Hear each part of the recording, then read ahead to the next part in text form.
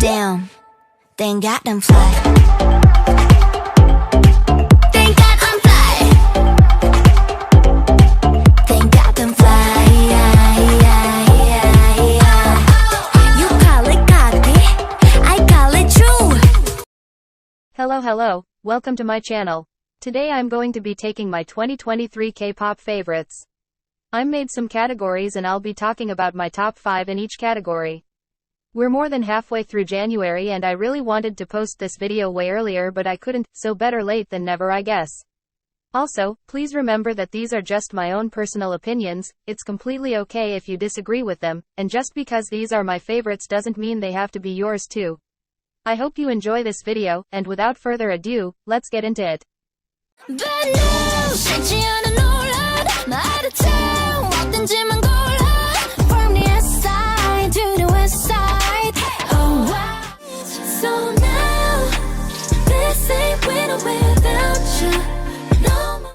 Never in a million years I expected a Christmas song to be this high up on my list, but when it comes to XG I guess it makes sense. The R&B sound this song has is pure perfection. From the first verse their voices are a blessing to the ears, and as the song progresses it just gets better. I literally start levitating when the bridge part comes, and I'll be listening to this song at any time of the year because it's that good. I just need more songs like this from the girls, like as soon as possible please.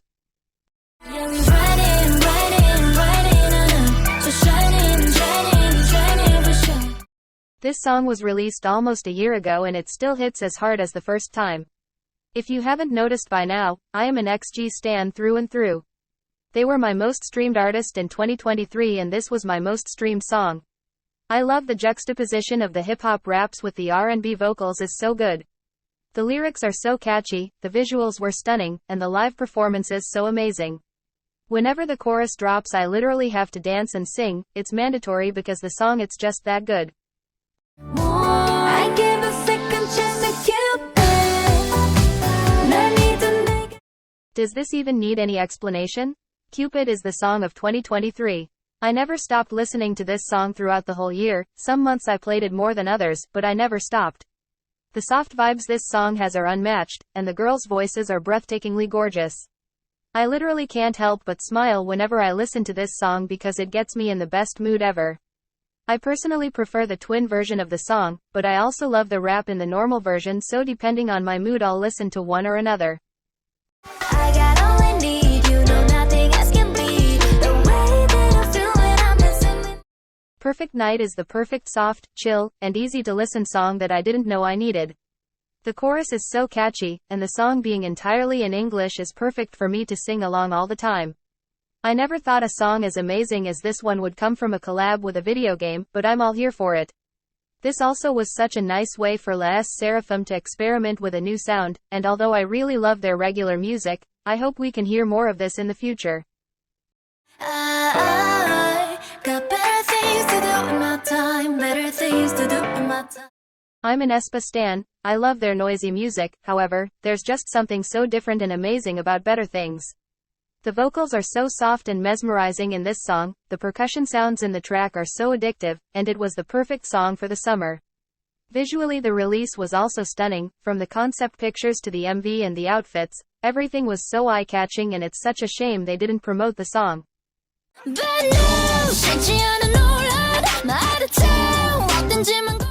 Everybody's looking at you, and I don't think you even know. What a way to come back after not releasing music in 2 years.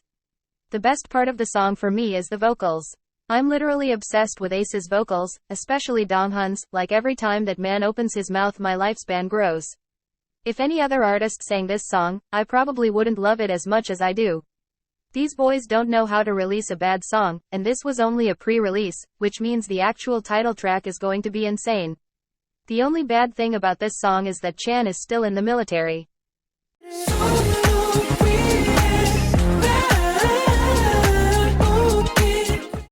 Oh my god, you best believe that any R&B NCT song is going to be a bop. And my dumbass didn't check this song right when it was released, so for months I was missing out on it. However, I finally decided to check it out and thank God I did. I love the smooth sound the song has, the vocals are so addictive, and I'm completely obsessed with Jaehyun's part in the interlude. Their voices were made for R&B and I'm going to need more Dojajing releases in 2024 please and thank you. Check the facts, go check that. Check the facts, go check that. Check the stats, go check that. This song was an instant like, literally from the first time I listened to that beat drop I loved it. The Afro beat in the chorus is insane, and it's what makes the song so amazing for me. This song has everything I love in an NCT song, a loud chorus, amazing rap verses, stunning vocals, and catchy lyrics. Some NCT songs can be a hit or miss for me, however, this was the biggest hit ever. Fact check is just that song, period.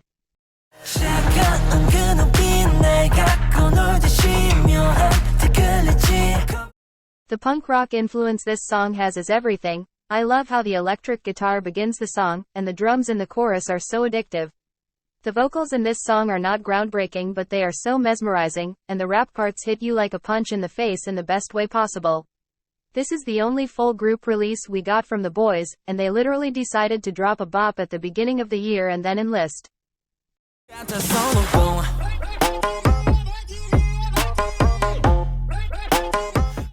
Right from the beginning this song is impactful and that never dies down throughout its entirety until it ends. There are so many things I love about this song, and so many iconic parts, the anti-drop, the rap verses, the iconic lines, the choreography, the production value of the whole release, everything was just perfect. It became one of my favorite 17 songs and I think it's one of their best songs ever.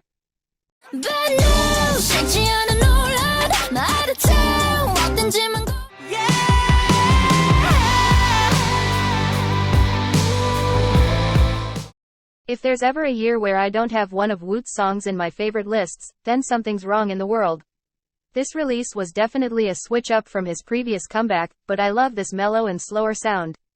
The emotional song Nostalgic Rock Sound is one of my favorites ever, and this song is exactly it. His voice is the true star of this song because of how pretty it sounds. People, if you haven't listened to Woot's ever, please go do it, I promise you won't regret it, and with how wide is his music range I'm sure there'll be something you like. You know that we can be much better, you. Ever since watching Boys Planet and him not making the final lineup I was patiently waiting for more music from him, and this didn't disappoint one bit. The pop rock sound is something that has been 1,000 times before, but it's a sound I love so much so of course I love this. The song also gives me teen movie soundtrack vibes, and I love that so much. The chorus is so catchy, and his voice is for sure the best part. I love his voice so much that I could listen to anything by him, and this song actually doesn't show his full potential as a singer but it's a fun and easy to listen song.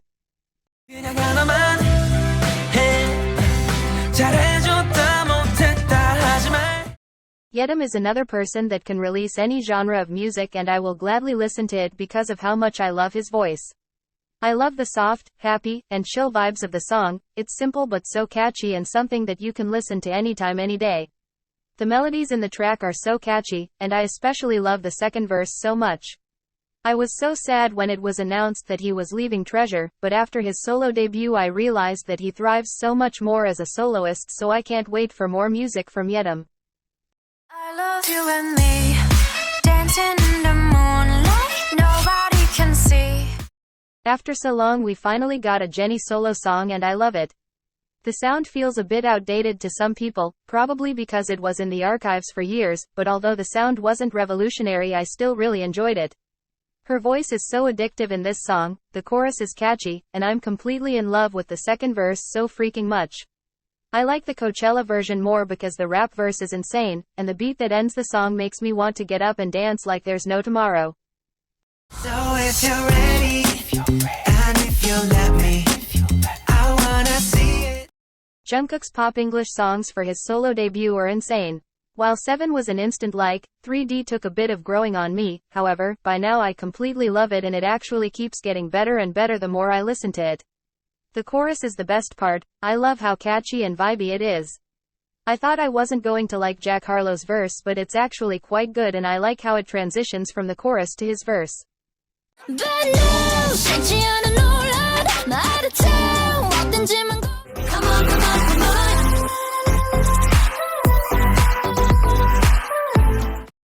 After leaving NMIX I was so curious about how her debut was going to be. Production-wise is nothing unique, but I personally loved it so much. The nostalgic retro sound is something I love so much and never get tired of. The melodies paired with her soft vocals are so pretty and they are what make the song so great for me.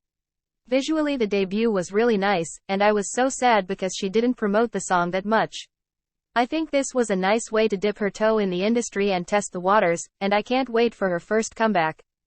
Talk that shit, assuming on your lips. It's so sweet.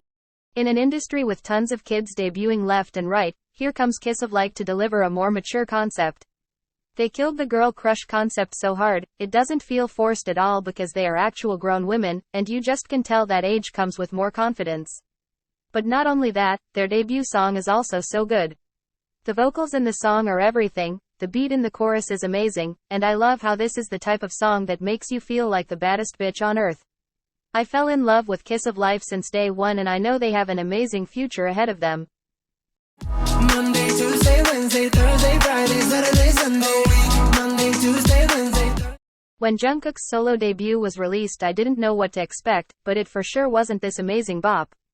The song isn't anything revolutionary or outstanding to be completely honest, is your generic pop song, however, I think this type of sound fits his voice so well and the song is just so catchy. The melody and lyrics get stuck in your head and it's the type of song you can listen to again and again, and never get tired of it.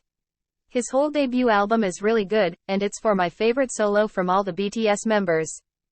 Listen, I'm the one and only. One and only. 나머지는 어차피. I really have no words to describe how much I love this debut, and I know they released 2 songs as their actual debut, but this is my favorite. The concept of their debut was amazing, the 3 songs they released are bops, and I genuinely love the boys so much. They brought something that in my opinion was missing in the industry, and I don't know much about Zico's music but I can really tell his influence every single aspect of the group, but Boy Next Door is still unique enough. You play me like a still loving all what you know, baby.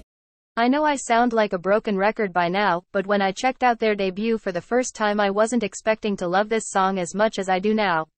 Right from when you hear the first guitar note in the song, you know it's going to be good. I love the funky and retro sound of the song, the chorus is so addictive, and I love the vocals. Their whole youthful concept with songs that are impactful but not obnoxious is something that was missing in K-pop, and I'm really glad we have Rise to fill that void.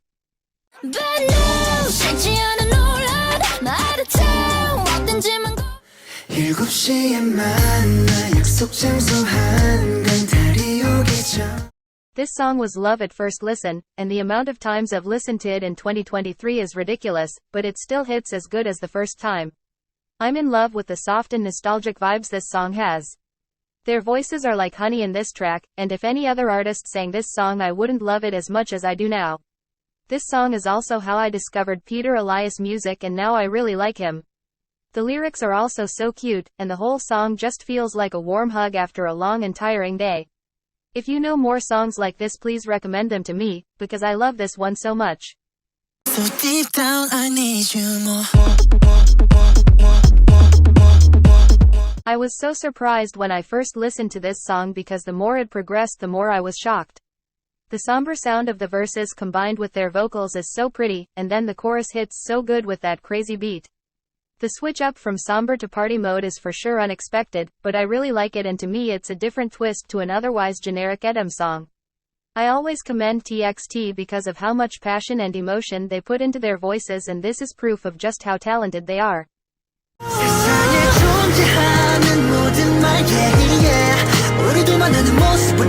Never in a million years I expected for 17's dance unit to release a song like this.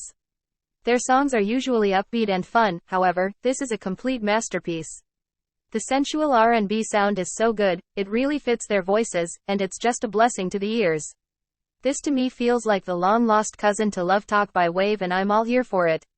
I really need for 17 to release more songs like this one, and as a full group please.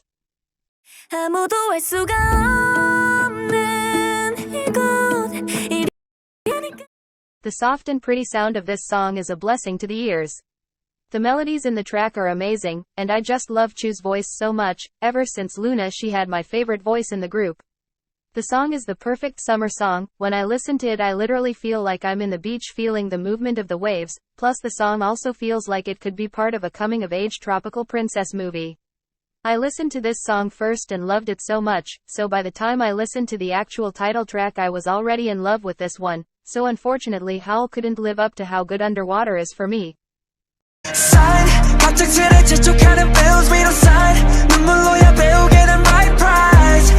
Since last year I've been loving R&B, so of course this song was made for people like me. I usually don't love when the instrumental of the song barely changes in a song, however, the vocals and melodies make the song what it is. The chorus is so catchy, and I love the deeper vocals on the pre-chorus. Hypen really kills it when it comes to R&B, so I hope they never stop releasing songs like this one.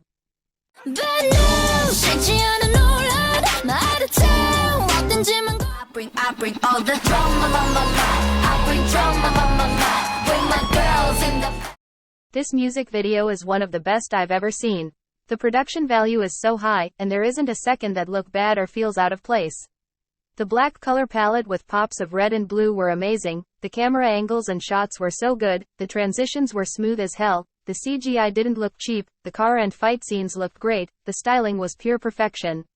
The whole video gave me Sin City vibes, and I love how visually pleasing it is.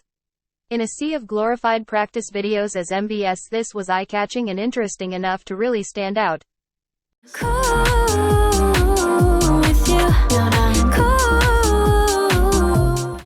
In the current era of K-pop where there isn't any storyline within music videos, here comes New Jeans to give us a full-on movie with Cool With You. Not only they got Young Ho Yeon as the main lead, but the actual MV is so amazing. I really like how interesting the storyline is and how it gives clues about what's happening but never explicitly explains it, so that way fans can come up with different theories. I literally cried while watching the video and I wasn't even completely sure what was happening. The cinematography and acting is so good because you can feel all the emotions being portrayed without the characters saying a word. New Jeans always kills it with their videos, and I hope they never stop releasing music videos with storylines.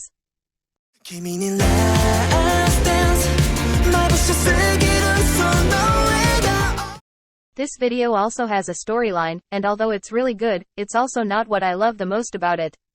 The cinematography in this video is so good. The juxtaposition of the happy moments with the tragic moments is so good. The colors play such a big role to express the different emotions being portrayed in each scene.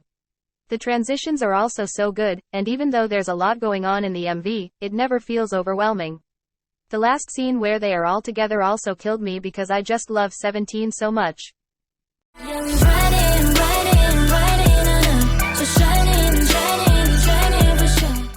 This is a video without a storyline, however is still freaking amazing. The set design in each scene is insane, whoever designed it is so talented, and I love the rainbow one so much. The styling was everything I needed and more. Their styling team knows what they are doing and they just killed it so hard for this video.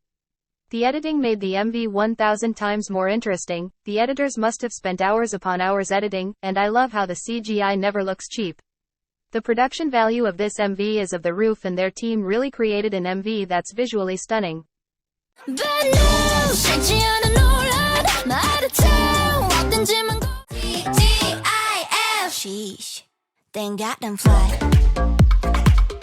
The 2000s gay club deep house sound mixed in with the obnoxious and over-the-top fashion is everything I didn't know I needed from XG. I know some people might say this isn't actually a concept, but it is. It's cunty, confident, camp, and the girls just served so hard. The super confident concept has already been done in K-pop, however, this is definitely a whole step above it. I really need more dance music for the girls and the gays mixed in with visuals like this one.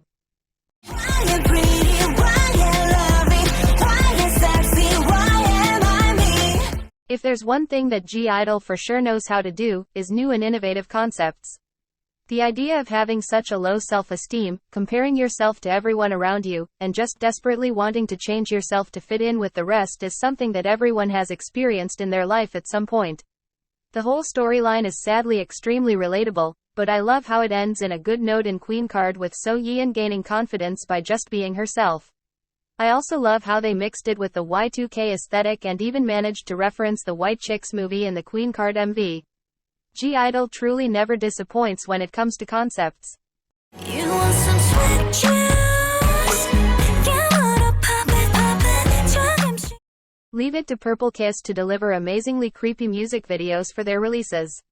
I love how consistent they are with the horror concept, but they also always switch it up and make each release unique on their own. There are multiple references to different iconic horror movies in the MV, which is so cool. I'm the biggest scary cat ever that hates horror movies, but I can still appreciate a good horror concept in K-pop.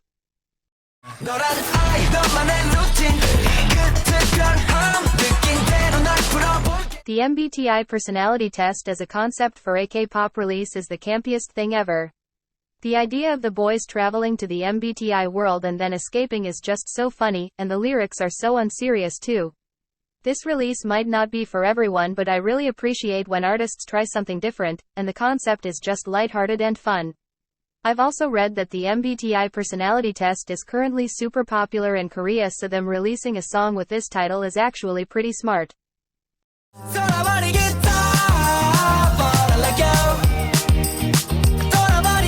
The whole concept for their debut era is amazing, and I love that they went for a literal boy next door concept for their debut. The 3 songs are connected in such a smooth way too. But I Like You is them meeting someone and realizing they like them, One and Only is them telling their crush that there's no better option than them, and finally Serenade is the full-on confessing their feelings. I also love that their first comeback was about the breakup after the relationship. Their concept as a group is so youthful and fresh and fun, just like their music.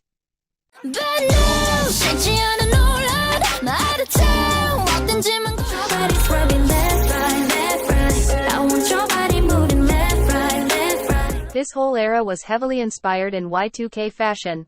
Most of the performance outfits consisted in all the girls wearing the exact same outfit, and that has a clear inspiration in the outfits that girl groups used during the 2000s. The girls also wore more casual looks, still very Y2K, that were also great. The MV had some of my personal favorite looks, but they unfortunately didn't make it to the stage. Their styling team did a wonderful job at styling the girls during this era. The outfits were fresh, interesting, and really eye-catching, just everything I wanted and more. I bring all the drama, I bring drama, with my girls in the... I wouldn't say there was a specific vibe for the styling during this era because the girls wore multiple type of outfits, however, every single one of them was on point. My personal favorite looks were those that had a cabaret-inspired touch. They were really so memorable, and the girls looked stunning. The more casual looks weren't as amazing as cabaret ones for me, but that doesn't mean they were bad at all. aespa styling can sometimes be really good and other times really bad, however, I'm happy to say that the drama styling was so good.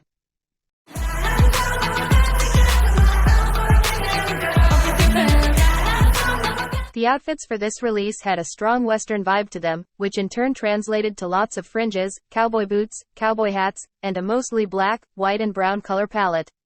The identity for the fashion during this era was very clear, and I personally love that because you can see any outfit the girls used and quickly tell is from the Unforgiven era.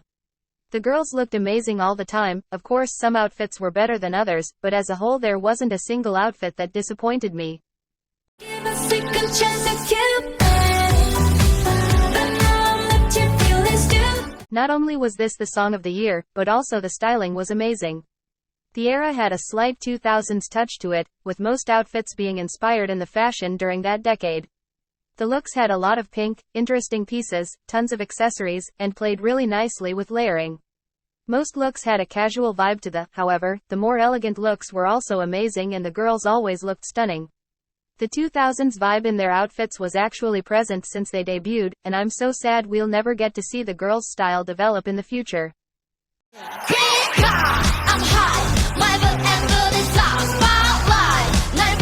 This is hands down the best styling during 2023. The whole era had a major Y2K inspiration to it, some outfits more than others, but there wasn't a single one that didn't have any Y2K inspiration in it. Every look felt completely different from the next, even when all of them had the same source of inspiration. Every performance was something to look forward because the outfits were always unique and interesting. Their styling team keeps killing it with every single release, and there's no better proof than this era. That was everything for the video, and if you made it up until this point you are amazing. I know this video is super late, but I hope you still enjoyed it. Please let me know which were your favorites in 2023, if you agree or disagree with my opinions, but as always, remember to be respectful. Don't forget to like the video if you did and subscribe if you want to see more of me. You can also follow me on Instagram at @VernnieYoung. I usually post K-pop looks I liked and play some games on stories with outfits idols have worn. Thank you so much for watching. I hope to see you in my next video. Bye.